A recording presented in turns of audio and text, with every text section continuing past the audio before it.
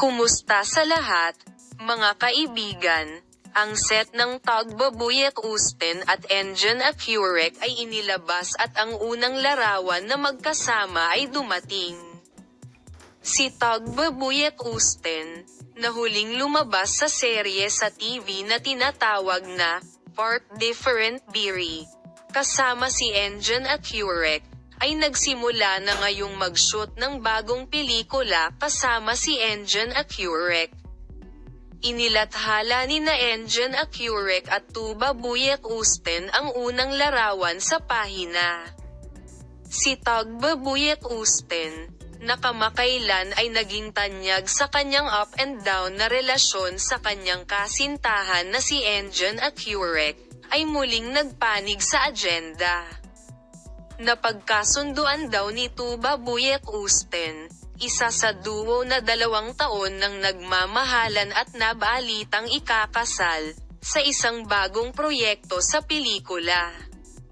Nagbigay siya ng magandang balita. Naghahanda na ang Tagbabuyek Usten upang bumalik sa mga screen pagkatapos ng mahabang panahon. Ang magandang aktres, na nagbahagi ng magandang balita sa kanyang social media account, ay pumunta sa isang festival kasama ang kanyang co-star na si Engine Accurec. Nagsimula na ang shooting ng romantikong pelikula na pinagbibidahan nina Engel at Kalp at Tagbabuyek Usten. Ang mga pamamaril, na nagsimula sa Istanbul, sana ay magpapatuloy sa Sesmi at Alicante.